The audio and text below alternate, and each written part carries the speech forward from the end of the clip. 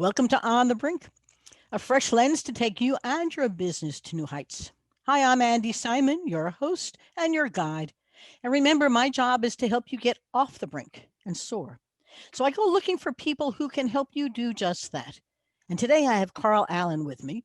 And Carl is a very important person for you to listen to very carefully. He's got some really big ideas and experience and expertise that's going to help you take your ideas and turn them into great success stories. And it's going to be fun to do this. I'll tell you a little bit about Carl, and then I'll let him tell you about his own journey. But then we're going to get digging deep into the way in which we can actually transform ourselves into something bigger and better. And it's always fun to help you do that. So who's Carl Allen? Carl is founder of Dealmaker Wealth Society. You can look it up. It's on the internet. It's a great website. But as Dealmaker Wealth Society, he's an entrepreneur, a corporate deal maker, which he's made lots of, and an overall really awesome dude. And I read that and he's smiling and I'm smiling. He's worked on more than 330 transactions worth close to $48 billion, advising some of the world's largest corporations, from Bank of America and Hewlett Packard. All of this leads him to a new part of his own journey where he's really trying to help people, not just in the big companies, but folks like us. And then a little note that came across, if this doesn't convince you how awesome he is, he became an Uber driver to take medicine to sick people during the pandemic. And I have a hunch, since he's in the UK, he may have to do that again, although I'm not sure. So, Carl, thank you for joining us today. It's been a pleasure to talk to you a little bit. Thanks for having me, Andy. Really proud to be here. Well, let's share with our listeners your own journey. You do a much better job than I can read it. And I find that your personal story is invigorating as a role model, but also because people need other people to imagine for themselves. So, who's Carl Allen, and where you been and how you got here? Great. So I recently turned 50. So my professional career is just over 28 years. So I started my journey back in 1992. Out of college, I became an investment banker. I went to work for a Wall Street investment bank, Bank of America, and I was buying and selling companies on behalf of large corporate clients. So IBM, Boeing, GE, Lockheed Martin, Microsoft. So I was doing deals for those guys. Very rewarding job. Made a lot of money, and then I kind of pivoted a little bit inside of that industry. My last real job was working for Hewlett Packard, the technology company, as the mergers and acquisitions guy. So I was flying all over the world buying companies for HP, and I was doing that and having a really good time. And then my world completely changed inside of about 5 hours on the 1st of February 2008. So I was in a boardroom in Moscow. So I live in the UK, but I was in Moscow in Russia with HP trying to buy this business. And I'm doing my pitch, trying to get it all sorted out. And my phone is constantly ringing. It's my wife from the UK calling me. So I decide to pick up, and my wife had gone into labor 4 weeks early with our son Josh, who's now nearly 13, and I could hear the sirens in the ambulance. And she said, "Look, I've gone into labor. This little guy's coming out. You got to get home right now. I don't want to do this on my own." So I literally, I ran out of the boardroom, and luckily I had my phone, my passport, and my wallet on me. I left my luggage there. It's probably still there. I've never been back. I ran out of the boardroom. I hailed a cab, which in the middle of Moscow is not easy. I got to the airport. I got on the first flight. There was a police escort to take me from Manchester Airport in the UK to the hospital. And I ran to the hospital about 5 minutes before my son was born. So my son came out, and he was tiny. He was so small because he was 4 weeks early. And I'm holding my little guy in my arms, and something just flipped in my head. And I just thought, you know what? I can't do this anymore. I need to be with my family now. I can't be flying all over the world doing deals for other people and making them lots of money. My priorities just changed. I thought I need to be with my family. So I called my boss and I quit. I walked away from $1 million of bonuses and stock options, and I quit. And I decided to retire. I was 37 years of age. And because of the way I was raised as a human, I always saw the value of money. So I'd save my money really well. We had some capital behind us, so I could have retired. And about 3 weeks in to being a father and having a new family, I was ready to throw in the towel. I just couldn't hack it. My brain just needed some form of stimulation. There's So so much for retirement, even at 36, right? I know. So I sat there with my wife one night. We put the little guy to bed about 3-4 weeks in, and we're drinking a nice bottle of red wine. And I said to my wife, what am I going to do? And she said, well, your biggest strength, Carl, is your biggest weakness. You're one of the best in the world at buying companies, but you don't know anything else. So why don't you become a business broker? So I did. So I became a business broker. Business brokers buy and sell small companies on behalf of the owners. And I set myself up. I found a business to sell. And then about 6 months into that process, instead of selling the business, I decided to buy it myself. And the reason I did that is all of my years on Wall Street taught me one really valuable thing, that you can buy a company that's profitable and is established, and you can buy it without having to invest your own capital. You can use other people's money. And on Wall Street, it's called an LBO, a leveraged buyout. So I decided to adopt that skills and those trainings to buying small businesses. So I did that deal, and then I bought a whole bunch of other businesses, and I still do that to this day. But then 5 years ago, people used to call me and they say, how do you do what you do? You just bought this $10 million business.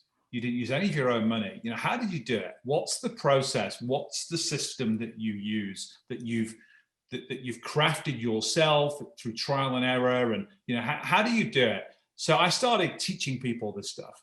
And the reason I did that was because I knew in the world there were millions of people, just like me. They were tired of working for other people. They were neglecting their family. They had a terrible work-life balance. They wanted to become a business owner, but didn't want to go through the pain of starting a business, wanted to buy a business that someone else had built, that didn't want anymore, that was already generating cash flow. And I cracked the secret in how to do that.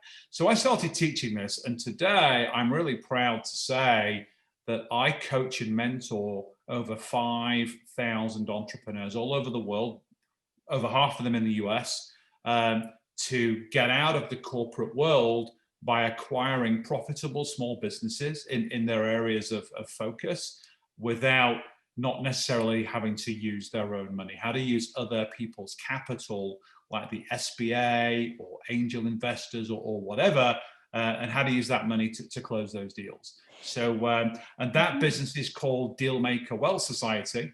But then I'm one of these strange guys. Some people call me a guru, which I'm not sure I agree with that.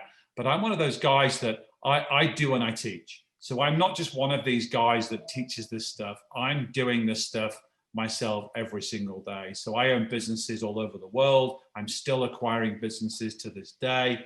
But yeah, that's my story. Well, I love the story. I also like the aha moments. You've had several of them. That self-awareness of who I am. It isn't for everybody, but you got to know who you are at the right time. When all of a sudden you have that epiphany and say, well, this is good, but not perfect. And then staying home and being retired, I have no intention of ever doing that. Margaret Mead, I'm an anthropologist. So Margaret Mead's favorite quote, I'm all for retirement, just not for me. You can do it, not mine.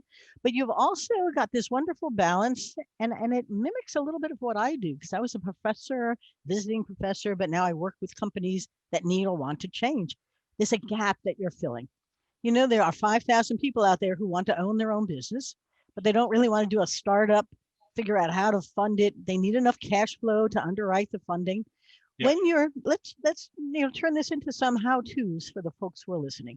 Because if you're listening and you, during this very volatile time, where staying in a corporate environment may or may not be the right thing to do, but you're not quite sure what to do next. And there are a lot of women in this category, because we work with a lot of women entrepreneurs who have a big gap. I can't get the VCs to fund me. There's only so much angel investing. What do I do here? So, if you're thinking of them as, I don't know, perspectives on this, how would you begin to guide them? What should they think about? Sure. So the first thing I would say for any entrepreneur that wants to own a business is definitely buy one, don't start one. And if you look at the market statistics, in 2019, according to the SBA, 6.6 million Americans started a brand new company.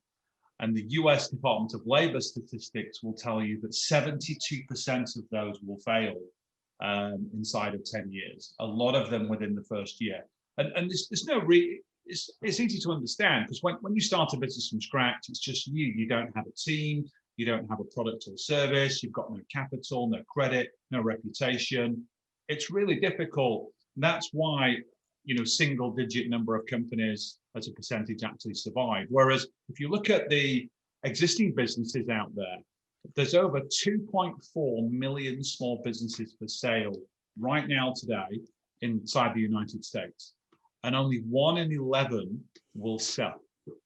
And what's driving that is the baby boomers. So you've got 10,000 baby boomers every day retiring in the US, according to the Wall Street Journal, and tons of them own small businesses. And 20, 25 years ago, it was normal. If you own an engineering company in, say, Philadelphia, 20 years ago, you would hand that business down to your son or daughter. But if you look at college admissions now versus where they were at, children, they want to go to college, they want to be doctors and dentists and lawyers and CPAs. They don't want to take over the family business. So the owner now has a dilemma. They don't have what I call an exit strategy.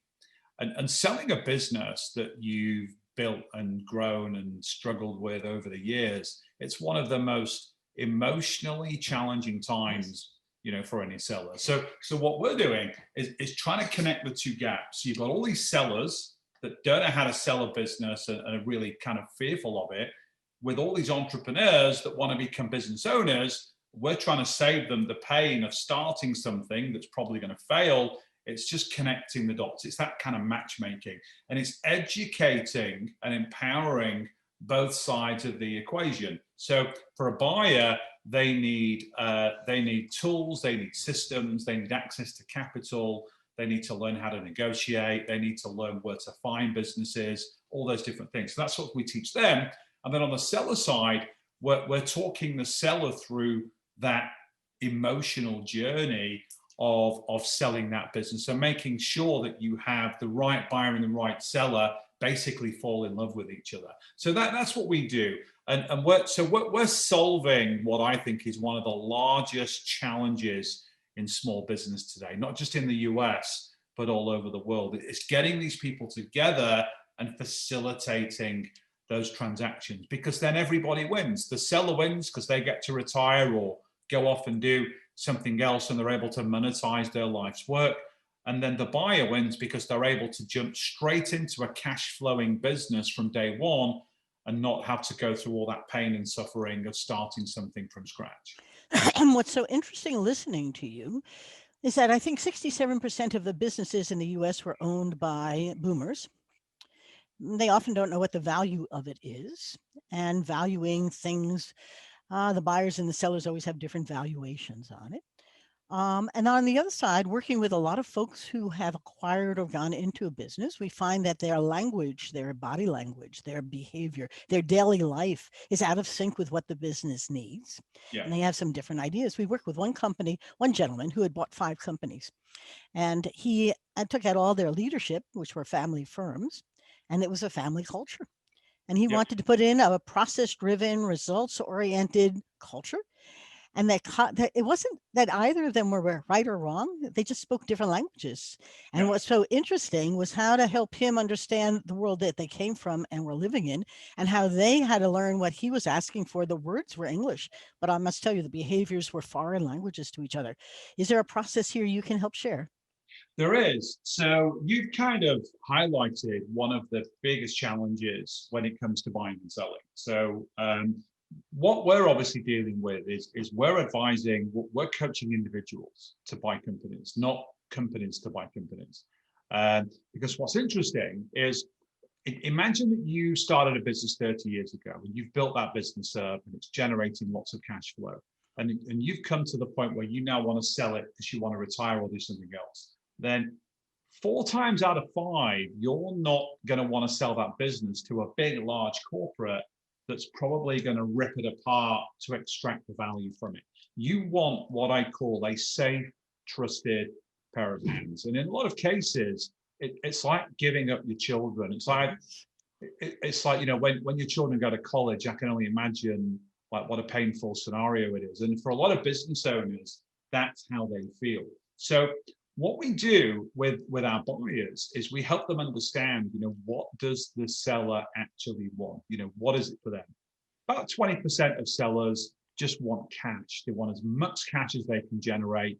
And that's fine, but that's not my typical seller. I want a seller that's focused on the intangibles. They're focused on their legacy. They're focused on the culture of their business. They're focused on the safeguarding of their employees. They're focused on their customers and their suppliers and their partners being treated in the way that they've become used to. And what I find with most small businesses, especially in the US, they're like little families. They are. You know, and when a buyer comes in and wants to change everything, it can destroy the business. So it's got to be evolution, not revolution. I'm not saying that a buyer can't come in and want to improve things, want to raise the bar. A lot of small businesses in the US, and this is really surprising to me, do very little marketing. Yes, You know, one of the first questions I ask a business owner is, so how do you grow? What's your marketing strategy? And they say, well, Carl, this is what's great about our business is we don't do any marketing. It's all No. word of mouth, referrals and repeat customers. And I love those businesses because it tells you you've got a really solid base. Yes. And they've had those customers for 10 years, 20 years. So I know when I go in with a little bit of marketing and maybe a direct salesperson, I know I'm going to grow that business over and above that really solid base. So it's fine to do those things, but you have to really embrace that kind of culture that's going on inside of the business. Yes. It's really, really important. And that's why when a large company buys a small company, often that falls apart because they're not interested in the culture of the company. All they're interested in is grabbing their customers, their cash flow, their key operations, and baking that in to the business they already have. When you're an individual, you have the luxury of being able to go in and just add the value, not disrupt and destroy what is already there. Is there a appropriate buyer? Because very often what I discover, and the work that we do is similar to yours but different. But because what we work on is culture and culture change. So they've come out of a culture of a large corporation where they had a role to play that was well defined and they understood it. And now they want to take their assets or whatever, maybe they're ready to change their life and they buy a company, but their story, their visualization of their daily life is exactly as if it was in the big company, big staff, meetings. They have no idea how a family firm operates. Yeah. And the family firm, to your point, is really a family firm. I mean, I had one family firm client with 49 family members in it. It wasn't such a good company. Yeah. That's a lot of family folks, and they weren't even so happy together. But we took care of family. But when you go in, there are new rules. There are new things that we value. There are new ways to talk to each other. There are new ways to have meetings. And so one of the things we try to do is develop a different style among the acquirer, so that they understand this is not a corporate. And that they don't quite know what a family is. And for the family, you have a corporate coming in, a serious professional manager of some kind of transition. I always think of what Marriott did. He didn't hand it off to the son. He handed it off to a professional manager to take over the whole thing and let the son go do his entrepreneurial stuff. So you got to match them up well. Do you prepare the buyers with particular expertise or wisdom? Because if not, it's a different language.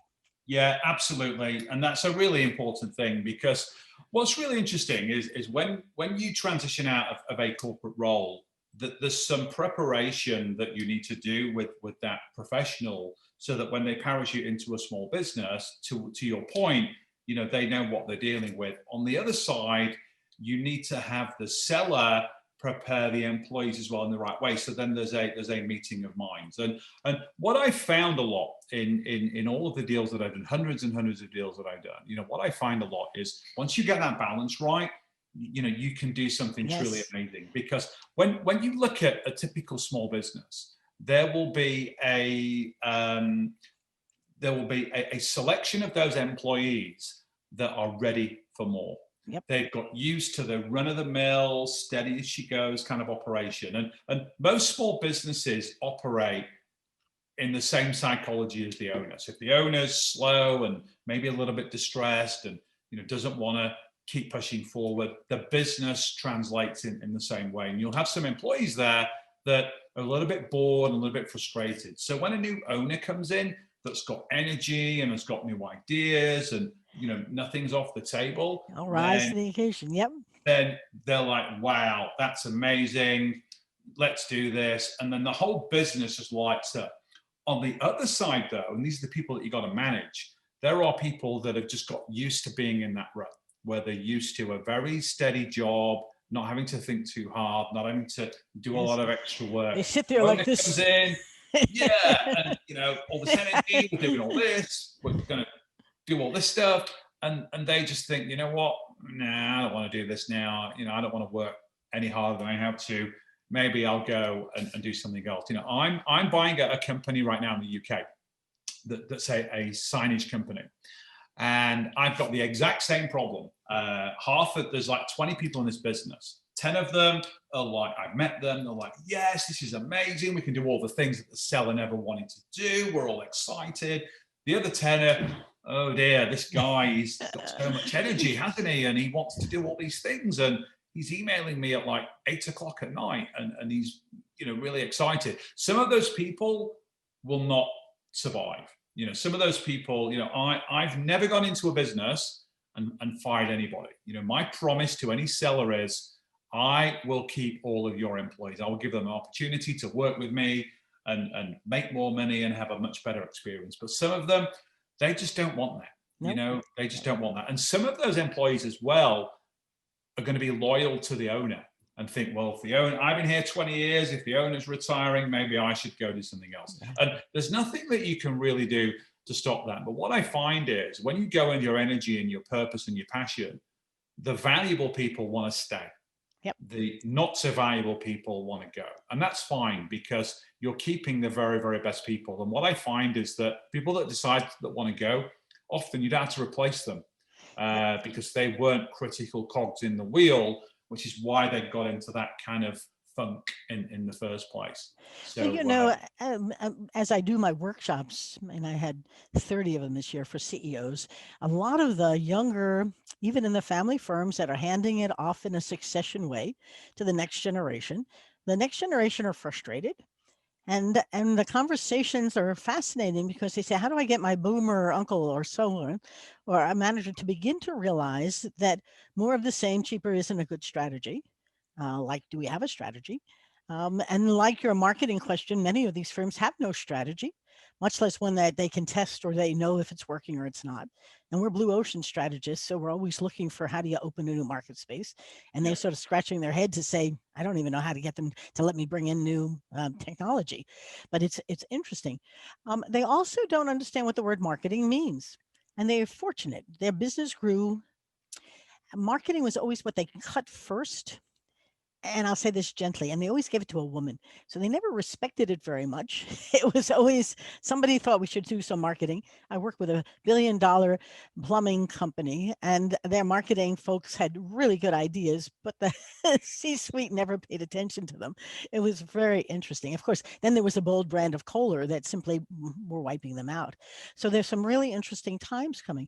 As you're looking forward, is there more demand for the kinds of things you're thinking about? Because there are this whole generation of boomer-owned small, mid-sized businesses, good cash flow, nice market space, not necessarily growing, but ready for the next stage, and a whole lot of younger, I'll say Gen X's and Gen Y's with enough talent to know they can do it, but not necessarily enough capital to get there. What kind of trends are you seeing? Is it soaring or is it, sort of unsure?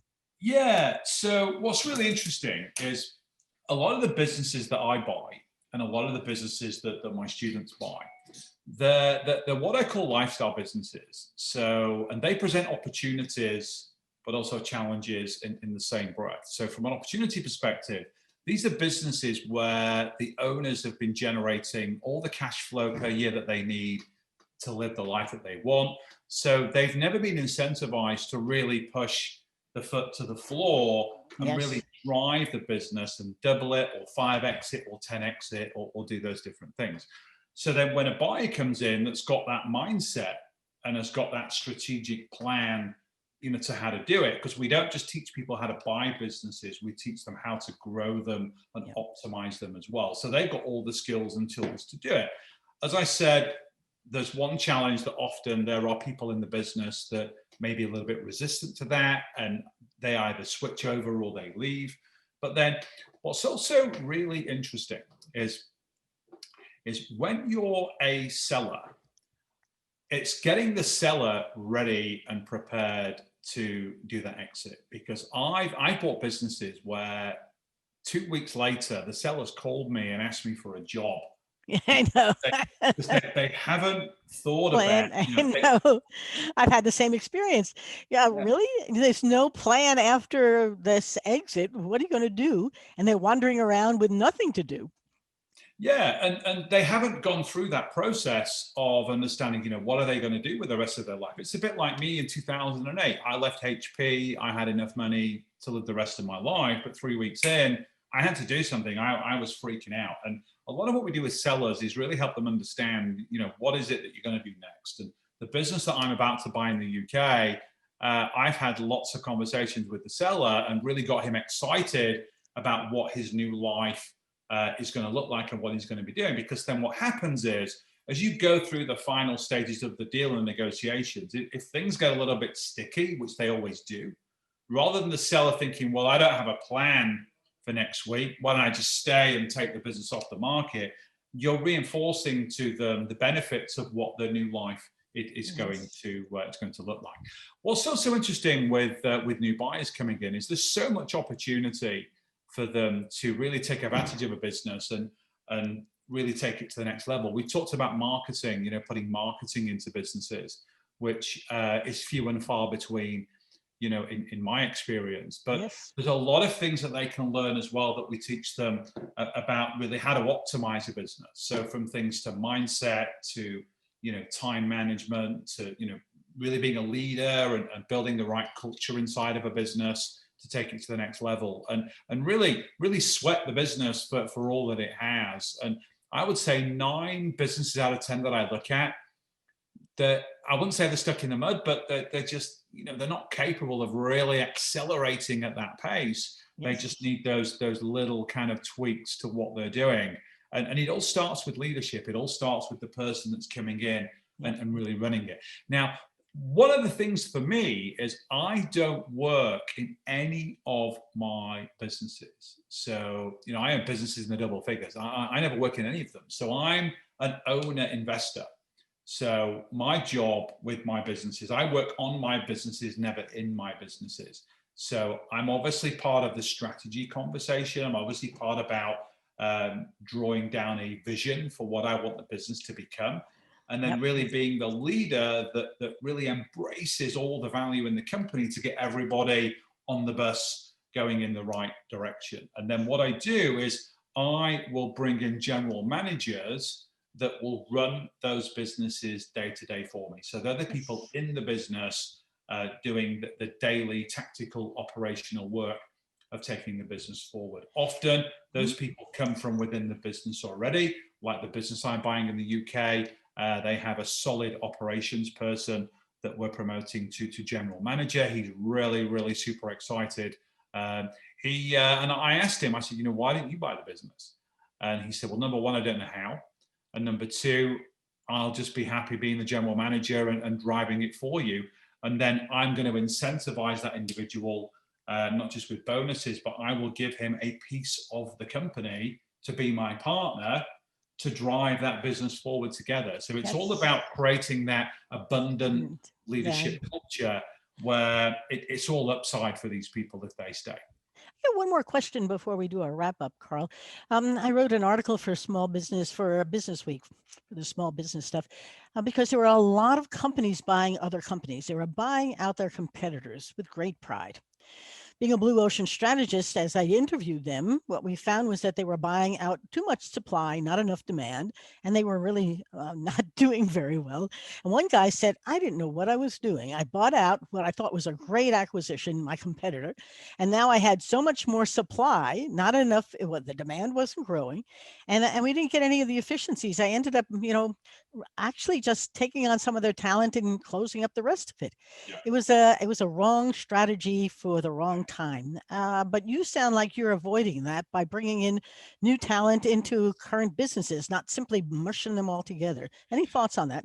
Yeah, so growing an existing business by acquisition has always been one of the greatest wealth creators. It's what the big boys do. That was my job when I was at HP. Obviously, when I was in investment banking, that's what I was doing. IBM grew massively by acquisition, and Yes, I was that's right. instrumental in a lot of those deals. So if you're a business, it's a lot easier to grow by buying other businesses. But to your point, you've got to buy the right businesses. And for me, strategic acquisitions should be very complementary to what you're already doing. So, for me, if you're a hardscaping company, why would you go and buy another hardscaping company? Why wouldn't you go and buy like a landscaping company? So you can sell the hardscaping services to the landscaping customers and vice versa. And then when you bring those two businesses together, there are the efficiencies of the deal because you can probably use the same crews to do the Yes. same things. If you're a plumbing contractor, go buy an electrical contractor or a building contractor. Don't buy another plumbing contractor because, as you say, unless you fix your marketing, you've got all Yes. this supply but not enough demand for your products or services. We were So always laughing because the sellers were very happy to exit, and the buyers said, "What have I done?" Because they had really the wrong reason for doing it. This has been a fascinating conversation because when we think about what you do and what we do, we often come in as a gap fillers. People come in, buy a company, don't know how to really change the culture, don't even know what the culture is. We get calls from their HR folks. Can you come help us change the culture? We've got a new CEO and we've acquired 48 different distributors. Isn't there something you can do to help us? My question is, what's the culture now? I don't know. What does he want it to be? I'm not sure. And that tells me, oh, this is going to be quite a challenge because you're asking a good question, but without any context for what you're doing. So, and the culture becomes one of the foundations for how you're going to take this new acquisition you're making and really make it thrive because that's what people do. They are the essence of their culture. They live their daily lives believing that to be true and yeah. real. And it's a very hard smashing when you bring in some new.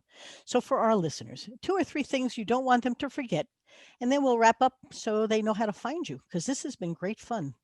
Sure, thank you. So let me give you my three kind of superpower tips to live a totally abundant life. So number one is really live with purpose and passion. So do what you love. Whatever you do in your life, do something that you truly adore. I remember Steve Jobs, who's one of my great mentors in life. He did a commencement speech at Stanford University many years ago, and he said this: "We've all only got one life. Do Yes. something that you truly love, because if you love what you do, you don't need motivation, you don't need willpower, you're pulled towards that because it's what you want to do." My second thing is, I have a saying: leaders are readers. I read, you can probably see behind me, I'm in my library right now. I read over 100 books a year. I read books on psychology, marketing, all those different things. And I read a lot of autobiographies. And the reason I read a lot of autobiographies of successful people is success leaves clues. Yes.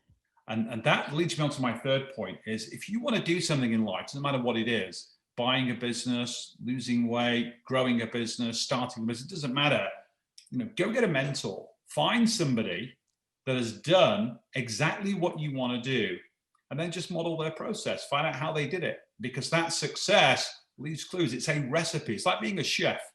If you want to learn how to cook something, buy a recipe, but buy the right ingredients and do it in the exact same way as they tell you, and you'll get the exact same result. That's So so exciting. You know, those you're are my hacks. well, but you're a setup for my new book coming out in January 2020. It's called Rethink Smashing the Myths of Women in Business, and in it are 11 stories of women. It started out because women need role models. They all don't want to be Sheryl Sandberg. They do want to be innovators. They want to take their observations, turn them into great innovations. They want to be entrepreneurs and business people.